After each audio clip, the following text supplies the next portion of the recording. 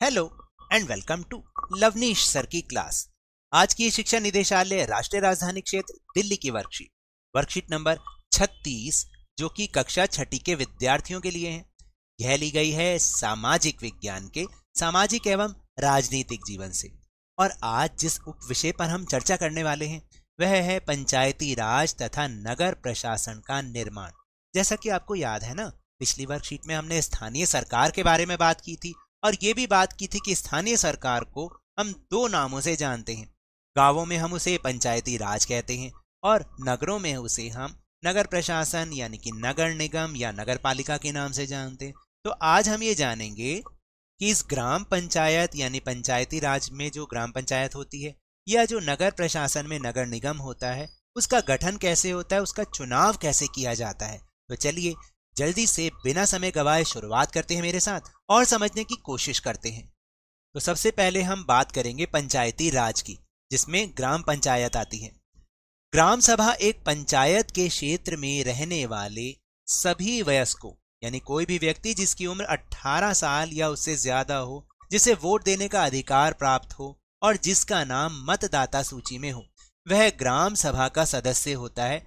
उनकी वो सभा होती है। यानी कहने का मतलब है कि ग्राम सभा में वो सारे लोग शामिल हैं जो 18 या 18 से ऊपर हैं, जिन्हें वोट देने का अधिकार है। उनका नाम भी वोटर लिस्ट यानी मतदाता सूची में होना चाहिए। ये सभी के सभी ये जो सारे लोग हैं ये सारे के सारे ग्राम सभा के सदस्य होते हैं।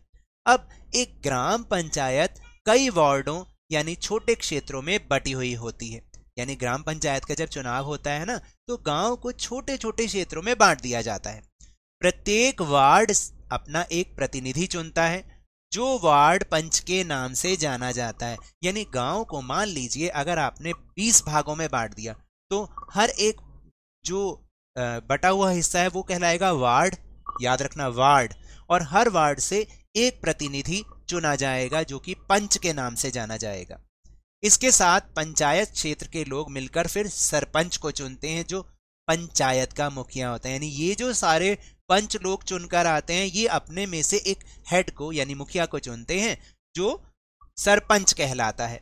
वार्ड पंच और सरपंच मिलकर ग्राम पंचायत का गठन अगले 5 सालों के लिए करते हैं। अब आपको समझ में आया कि ग्राम पंचायत का चुनाव कैसे होता है, कि कैसे गांव को छोटे छोटे क्षेत्रों जिन्हें वार्ड कहते हैं उसमें बांटते हैं। हर वार्ड से एक प्रतिनिधि चुना जाता है। वो जब प्रतिनिधि चुने लिए जाते हैं तो उनका एक मुखिया जो कि सरपंच होता है वो, और फिर ये सारे लोग मिलकर ग्राम पंचायत बनाते हैं जो कि अगले 5 साल के लिए काम करते हैं।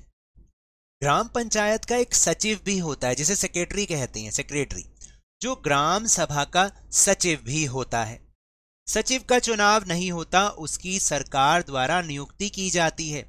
सचिव का काम है ग्राम सभा एवं ग्राम पंचायत की बैठक बुलाना और जो भी चर्चा और निर्णय हुए उनका रिकॉर्ड रखना। यानी ये जो ग्राम पंचायत का सचिव है इसका चुनाव नहीं किया जाएगा बल्कि ये सरकार की तरफ से नियुक्त किया जाता है। और उसका काम भी आपने समझ लिया, उसका काम है सारी बैठक बुलाना और जो भी फैसले हुए उनका रिकॉर्ड रखना। चलिए अब हम जानते हैं नगर प्रशासन का चुनाव यानी नगर निगम का चुनाव कैसे होता है और उसके मुखिया को क्या कहते हैं, ये सब बातें। नगर प्रशासन पूरे नगर को अलग अलग वार्डों में बांटा जाता है, जैसे कि गांव को बांटा जाता है ना, ऐसे। और हर वार्ड से एक पार्षद का चुनाव होता है। देखिए गांव में उसे हमने पंच का नाम दिया, यहां पर शहर में नगर में उसे हम पार्षद का नाम देते हैं। वार्ड में रहने वाले सभी वयस्क, कोई भी व्यक्ति जिसकी उम्र 18 साल या उससे ज्यादा हो, जिसे वोट देने का अधिकार और जिसका नाम मतदाता सूची यानी वोटर लिस्ट में भी हो, पार्षद का चुनाव करते हैं। जैसे कि आपने देख लिया ना, गांव में भी ऐसे ही होता है। गांव में सभी वार्डों के लोग मिलकर अपने अपने वार्ड से अपने एक पंच को चुनते हैं। ऐसे ही नगरों में भी जो हर वार्ड है वो वहां पर जितने भी सदस्य जो कि 18 या 18 साल से ऊपर, जिन्हें वोट देने का अधिकार और जिनका नाम वोटर लिस्ट में भी है, वो सारे के सारे लोग हर वार्ड में से एक पार्षद का चुनाव करते हैं। फिर ये सभी पार्षद मिलकर महापौर या मेयर का चुनाव करते हैं जो कि निगम का मुखिया होता है।